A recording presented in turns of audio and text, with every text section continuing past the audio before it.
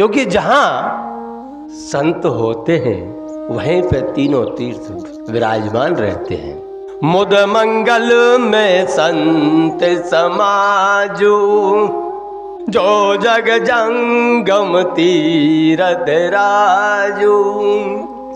राम भगत जय सुरसरि धारा, सर सही ब्रह्म विचार प्रचारा। कि जहाँ संत विराजमान रहते हैं वहाँ पे प्रयागराज तीर्थ की तरह सारे तीर्थ निवास करते हैं। गुरु के चरणों में हमेशा तीर्थ विराजते हैं। अब वह तीर्थ कौन कौन से हैं? जैसे प्रयागराज है, वहाँ त्रिवेणी संगम है, गंगा, यमुना और सरस्वती। वह तीनों एक जगह मिलती हैं तो त्रिवेणी संगम कहा जाता है। और तीनों का अर्थ भी अलग अलग है। यहाँ पर शास्त्रों के अंदर बताया गया है कि गंगा एक भक्ति स्वरूप है और जमुना जी वह एक कर्म का स्वरूप है और सरस्वती वह एक ज्ञान का स्वरूप है। यह तीनों संत के अंदर विराजमान रहते हैं। वही संत वंदनीय है जहाँ तीनों है, भक्ति भी है, कर्म भी है और ज्ञान भी है। उसी ज्ञान के आधार से समाज का कल्याण कर सकते हैं। अरे बहुत से लोग कहते हैं संत तो काम कहाँ करते हैं, कर्म कहाँ करते हैं। ये बहुत बड़ी विडंबना है कि तुम्हें तुम्हारे शास्त्रों के विषय में पता नहीं है। कौन कहता है संत काम नहीं करते? अरे भैया, इस संसार के अंदर ऐसा जीव है कौन सा जो कर्म नहीं करता? इतने जीव हैं वे सब कर्म करते हैं। एक एक क्षण बिना कर्म के रह नहीं सकता। कर्म 3 प्रकार के होते हैं, मनसा, वाचा और कर्मणा। वह कर्म करते हैं हमेशा। हर एक जीव कर्म करता है तो संत भी कर्म करते हैं। लेकिन वहाँ पर 2 और भक्तियाँ ज़्यादा है। एक तो भक्ति है, एक ज्ञान है। जैसे भक्ति और ज्ञान के आधार से वह समाज का कल्याण करते हैं।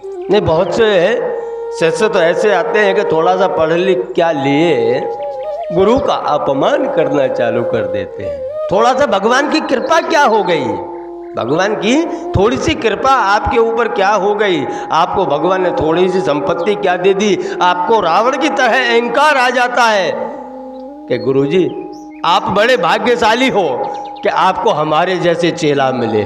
बहुत से चेलाओं की, बहुत से सेवकों की, शिष्यों की ऐसी परिस्थिति, ऐसी विचारधारा बन जाती है कि आप बड़े भाग्यशाली हो गुरुजी कि आपको हमारे जैसे चेला मिले, और नहीं तो आप तो कहाँ रखड़ते, आपका तो क्या होता।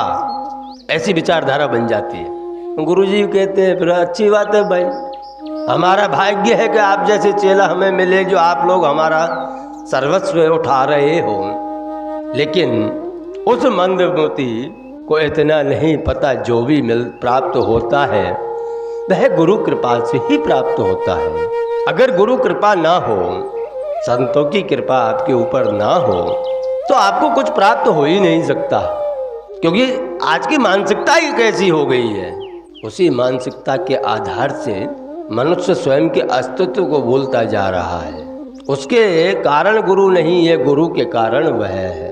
और नहीं तो जिंदगी तो निकल रही है, एक दिन समाप्त भी हो जाएगी। लेकिन उस समाप्ति के कारण आप फिर से 84 लाख जन्मों में भटको। उससे अच्छा है कि उससे पहले ही जग जाओ। अगर उससे पहले जग जाओगे तो परब्रह्म परमात्मा के चरणों में स्थान पाओगे। नहीं, गुरु शिष्य का नियम कितना अच्छा है। और अगर शिष्य को गुरु समर्पण में ही रहना है, जो स्वयं का कल्याण करना चाहे, तो हम हमारी राम कथा में से सीख सकते हैं। इसके अंदर सब कुछ बताया गया है। गुरु के विषय में बताया गया है, माता पिता के बारे में बताया गया है, पुत्र कैसा होना चाहिए उसके विषय में बताया है, भाई भाई कैसा होना चाहिए उसके विषय में भी बताया है, मित्र कैसा होना चाहिए वह भी बताया है।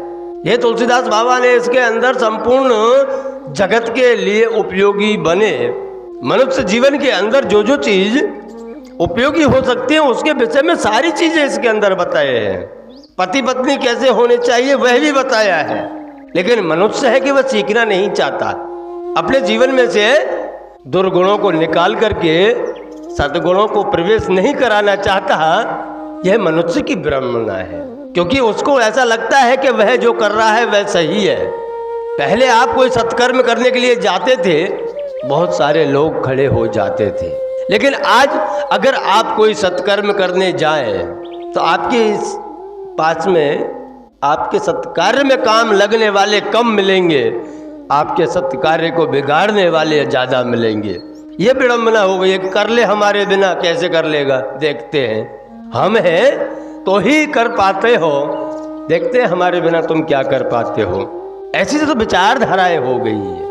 लेकिन जहाँ पर कृपा राम की हुई ता पर कृपा करे सब कोई ना कोई वस्तु, कोई ना कोई ऐसा मार्ग परब्रह्म परमात्मा उसके लिए बना ही देता है कि उसके कार्य चलते रहते हैं,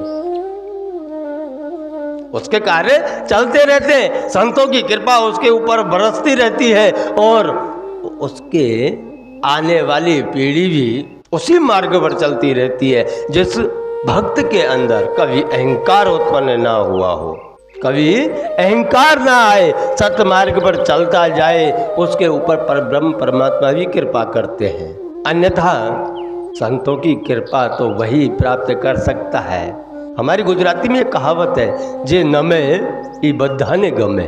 अपने गुजराती में एक कहावत आती है कि जो झुकता है वह सबको प्रिय लगता है।